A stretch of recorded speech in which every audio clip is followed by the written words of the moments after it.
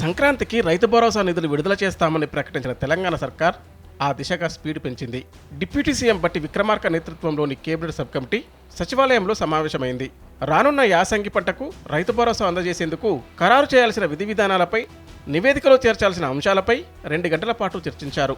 వ్యవసాయం, దాని అనుబంధ రంగాలకు రాష్ట్ర బడ్జెట్లో 72,659 కోట్ల రూపాయలు కేటాయించామన్నారు. రైతుల పట్ల ప్రజాప్రభుత్వానికి ఉన్న కమిట్మెంట్కు ఇది నిదర్శనమన్నారు బట్టి విక్రమార్క. తెలంగాణ రైతులు దేశానికి ఆదర్శంగా ఉండాలన్నదే తమ ప్రభుత్వ లక్ష్యమన్నారు డిప్యూటీ సీఎం. ప్రజాప్రభుత్వం తొలి ఏడాదిలోనే యాసంగి పంటకు పెట్టుబడి సాయంగా రైతు భరోసా నిధులు ఇచ్చిన విషయాన్ని గుర్తు చేశారు.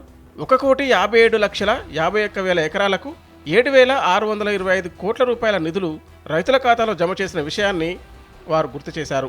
సాగు భూమికే రైతు భరోసా ఇవ్వాలనే యోచనలో ఉన్న రేవంత్ సర్కార్ ఎన్ని ఎకరాల వరకు అమలు చేయాలనే విషయంపై మాత్రం క్లారిటీకి రాలేకపోతుంది. సాగు భూముల లెక్క కోసం ఇప్పటికే గూగుల్ డేటా, శాటిలైట్ ఆధారంగా సాగు విస్తీర్ణం లెక్కించేందుకు పలు కంపెనీల నుంచి డేటా సేకరిస్తున్నారు. ఎవరెవరికి రైతు భరోసాను వర్తింపజేయాలి, విధి విధానాలు ఎలా ఉండాలనే అంశాలపై డిప్యూటీ సీఎం బట్టి విక్రమార్క, మంత్రులు తుమ్మల నాగేశ్వరరావు, శ్రీధర్ బాబు, పొంగులేటి శ్రీనివాసరెడ్డి సుదీర్ఘంగా చర్చించారు. ట్యాక్స్ పేయర్స్, ప్రభుత్వ ఉద్యోగులను రైతు భరోసాకు అనర్హులుగా ప్రకటించాలని కేబినెట్ సబ్ కమిటీ సూచనప్రాయంగా నిర్ణయించినట్టు తెలుస్తోంది. ఈ సమావేశంలో వ్యవసాయ శాఖ ప్రధాన కార్యదర్శి రఘు, వ్యవసాయ శాఖ director Gopi, deputy CM special secretary Krishna Bhaskar తదితరులు పాల్గొన్నారు. సంక్రాంతికి రైతు భరోసా ఇవ్వాలని తెలంగాణ ప్రభుత్వం ఇప్పటికే ఫిక్స్ అయింది.